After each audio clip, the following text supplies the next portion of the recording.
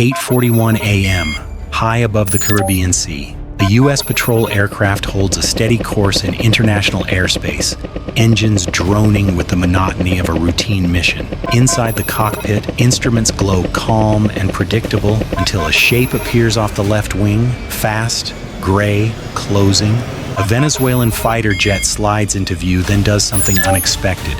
Instead of holding position, it changes formation, shifting its angle and distance in a way that tightens the space between metal and sky to an uncomfortable margin. No radio call, no warning flare, just a sudden reminder that this is no longer routine. For a few seconds, every decision matters. Maintain course and signal resolve, or adjust and risk conceding the moment. When fighter jets move this close without firing a shot, what exactly just happened? The encounter did not happen in a vacuum. It unfolded against years of rising political and military friction between Washington and Caracas, where airspace has become a symbolic extension of sovereignty itself. Since the mid-2010s, relations between the United States and Venezuela have steadily deteriorated. Sanctions, diplomatic isolation, and competing narratives about legitimacy turned the Caribbean into more than a body of water. It became a message board. For the United States, routine patrols and reconnaissance flights in international airspace serve a clear purpose: monitor regional stability, track trafficking routes, and maintain situational awareness near strategic coastlines. These missions are legal under international law, planned months in advance and designed to be predictable. For Venezuela, however, predictability is precisely the problem. With limited economic leverage and constrained conventional power, Caracas has increasingly relied on symbolic demonstrations of control. Airspace, especially near its northern coast, offers one of the few arenas where presence can be asserted quickly, visibly, and at relatively low cost. A single fighter jet launch sends a signal not just to the aircraft it intercepts, but to domestic audiences and foreign observers alike. Geography amplifies the tension. The Caribbean is crowded with shipping lanes, commercial air routes, and overlapping flight information regions. In this environment, intent is often inferred not from words, but from angles, speed, and proximity. Both sides operate under strict rules of engagement, but those rules leave room for interpretation. How close is too close? When does an escort become intimidation? And who decides when a maneuver crosses the line from lawful interception into unsafe conduct? This is why encounters like this matter. They are not about territory gained or lost in a single day. They are about precedent, about how much pressure can be applied without triggering escalation, and how restraint itself becomes a form of power. As the aircraft continued on their converging paths, the broader strategic context faded into the background. What remained was a narrow slice of sky, a closing distance, and decisions measured in sequence. Long before the fighter jet appeared on the horizon, both sides were already preparing for a moment like this. Inside the U.S. patrol aircraft, the mission had begun hours earlier with routine briefings and checklists, weather, air traffic communication protocols. Everything followed a familiar rhythm. The crew knew the operating environment well. Flights in this region always carried the possibility of an intercept, even if none occurred on most days. Procedures were clear: maintain course, avoid provocative maneuvers, document everything. Calm was not just encouraged, it was mandatory.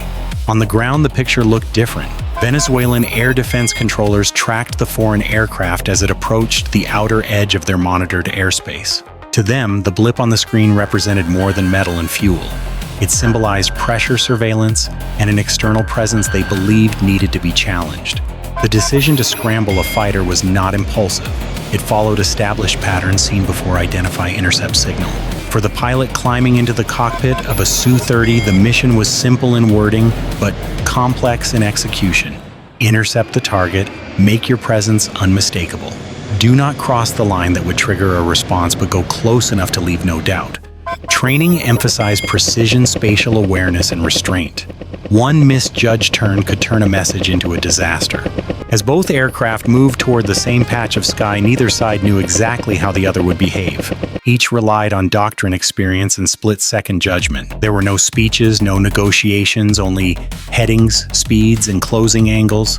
The first indication came not as a sound, but as a subtle shift on the tactical display. A new radar contact appeared at long range, moving fast and climbing. Inside the U.S. patrol aircraft, the crew exchanged brief confirmations. No alarm, no raised voices, just quiet verification as the contact's speed and vector were plotted. As the Venezuelan fighter closed the distance, the pilot adjusted formation and altitude with deliberate care. This was not an intercept meant to surprise. It was designed to be seen. The jet accelerated through clean air, maintaining a shallow climb that placed it slightly above the U.S. aircraft's altitude, a position chosen for visibility and control. From that angle, the silhouette would be impossible to miss. The Venezuelan pilot eased closer, matching speed with precision. At several thousand feet, small errors become large ones quickly. Wake turbulence, jet wash, and relative motion all demanded constant micro-adjustments. The fighter slid into a parallel track offset just enough to be unmistakably present without crossing into unsafe proximity. For a brief moment, both pilots could see each other clearly, helmets, canopies, insignia. This was the most dangerous phase. Not because weapons were active, they were not, but because interpretation mattered more than hardware. Each pilot relied on training drilled into muscle memory, slow inputs, smooth turns, no sudden altitude changes. On board the U.S. aircraft, the crew documented everything: timestamps, relative distance, bearing. The encounter was measured not in emotion, but in meters and seconds. Calm professionalism masked the tension beneath. Everyone understood the stakes. An accident here would not stay local. It would echo far beyond the sky. The Venezuelan jet then executed a subtle maneuver, sliding slightly ahead, crossing the nose at a controlled distance, before easing back to the side. It was a message without words. We see you. We are here. The move stayed just inside the envelope of safety, but close enough to be noticed. From the U.S. perspective, the response remained unchanged. No chase, no deviation. Maintaining course was itself a statement. The patrol continued steady and deliberate, signaling that the presence was routine, not reactive. After several minutes, the fighter began to drift away. Fuel considerations, airspace limits, and mission parameters all played a role. The jet turned gently back toward the coastline, its task completed. No flares, no radio calls. Just distance opening where tension had briefly narrowed the sky. As the contact faded from radar, the U.S. crew logged the final data points. The aircraft continued its patrol, the encounter already transitioning from lived experience to recorded incident. But as both sides returned to their routines, one question lingered in the quiet that followed. How many times can such moments remain controlled before something goes wrong? The most critical actions happened after the jets separated. Inside the U.S. aircraft, the crew did not relax. Post-encounter procedures began immediately. Flight parameters were stabilized, sensor logs were secured, and every second of data was preserved. Video feeds were backed up. Radar tracks were time-synced. Even minor deviations, changes in closure rate, lateral spacing, altitude variance were flagged for later review. Risk management doctrine treated the encounter as incomplete until analysis confirmed it had ended safely. On the Venezuelan side, the fighter's return flight followed a similar discipline. The pilot reduced speed, gradually maintaining predictable headings as the jet exited the patrol zone. Ground controllers monitored fuel state and radar coverage, ensuring the aircraft stayed clear of U.S. platforms during disengagement. The mission had achieved its objective visibility without escalation. Within hours, both militaries initiated internal reporting chains. For the U.S., the incident was categorized as a professional but close interaction. No hostile intent detected, no weapon systems activated, but proximity alone elevated the event's strategic significance. In modern air operations, distance is safety. Every meter matters. Command-level analysts reviewed the footage with a colder lens. They asked different questions than pilots do in the air. Why that altitude? Why that angle? Why now patterns mattered more than individual maneuvers?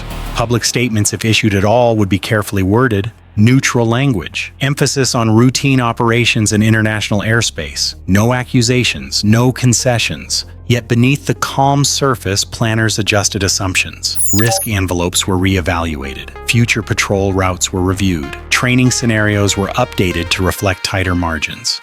The encounter ended without incident, but it left behind a quieter tension. At the heart of this encounter was not speed or firepower, but geometry.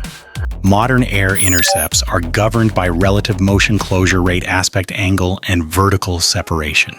The Venezuelan fighter's decision to alter formation, sliding laterally while adjusting altitude by a narrow margin, was not random. It was a calculated maneuver designed to compress space without crossing into overt hostility. From a tactical standpoint, this is known as presence assertion.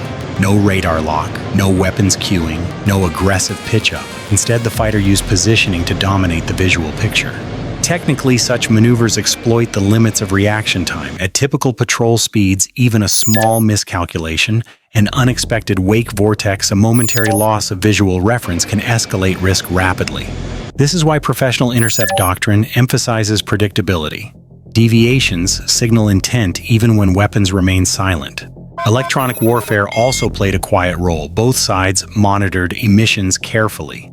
The U.S. aircraft maintained passive sensors minimizing radar signatures to avoid escalation. The fighter, meanwhile, likely operated with radar in standby or low-power modes, relying on visual acquisition and ground-based cueing. This balance kept the encounter below the threshold that would trigger defensive systems. What made the moment especially sensitive was asymmetry. The U.S. platform was not there to fight. It was there to observe. The Venezuelan jet, by contrast, existed specifically to intercept. That imbalance shapes every decision. One side seeks stability, the other seeks leverage. From a strategic perspective, this interaction fits a broader pattern seen worldwide. States using controlled proximity as a signaling tool. It avoids the costs of combat while still testing responses. Each encounter becomes data. How fast did they react? Did they alter course? Did they call it out publicly? No missiles were launched, no flares were deployed, yet valuable information changed hands in silence. And that raises the central question: when encounters like this become routine, do they reduce the risk of war or quietly normalize the edge of it? Encounters like this rarely change policy overnight. Their impact is slower, cumulative, and far more strategic. In the short term, the incident reinforced existing behaviors. U.S. patrols continued, but with subtle adjustments, slightly altered altitudes, revised timing windows, refined crew briefings. Nothing dramatic enough to signal retreat, yet precise enough to reduce unnecessary exposure. For Venezuela, the interception served a different purpose. It demonstrated airspace awareness and operational readiness without crossing a line that would invite retaliation. Domestically, such actions support narratives of sovereignty and deterrence. Internationally, they signal capability without committing to escalation. This balance is intentional. Too passive and presence loses meaning. Too aggressive, and consequences follow. Over the longer term, repeated close encounters reshape doctrine. Pilots train for tighter margins. Commanders revise rules of engagement language to address gray zones, moments where legality is clear but intent is ambiguous. Analysts begin tracking patterns instead of incidents, frequency, timing, formation, changes, response delays. Politically, these events feed into broader tensions between regional influence and global power projection. They do not trigger crises, but they accumulate pressure. Each encounter becomes a reference point in diplomatic discussions, military planning documents, and threat assessments. The absence of violence does not mean the absence of consequence. There is also a human factor. Pilots remember proximity. Crews remember silence on the radio. Those memories shape future decisions in ways no checklist can fully control. The risk is not in one maneuver, but in normalization. When too close becomes routine, margins shrink quietly. Ultimately, this encounter changed nothing, and that is precisely why it matters. Stability today depends on restraint holding tomorrow. This encounter ended the way most modern military confrontations do, without explosions, without headlines, and without clear winners. A Venezuelan fighter changed formation near a U.S. patrol aircraft. The U.S. aircraft held course. Both sides disengaged. No weapons were armed. No airspace was violated. And yet something meaningful occurred. Information was exchanged. Intent was tested. Boundaries were felt, not crossed. This is the reality of contemporary power projection. War no longer begins with a shot. It begins with distance, how much of it one side is willing to erase and how the other responds when that space tightens. Close encounters are not accidents. They are instruments. Each one calibrates resolve, professionalism, and risk tolerance. For policymakers, these moments rarely justify immediate action, but they quietly inform future decisions. For planners, they shape training, patrol design, and escalation control. For the crews involved, they linger as muscle memory, a reminder that restraint is not passive and control is not guaranteed. The danger lies not in confrontation itself, but in repetition without reflection. When proximity becomes normalized, margins shrink. And when margins shrink, the room for error disappears faster than anyone expects. Modern military stability depends less on dominance than on discipline, on knowing when not to press closer, on understanding that sometimes the most decisive move is choosing not to force the next one. That is the lesson hidden inside a few seconds of flight over open water.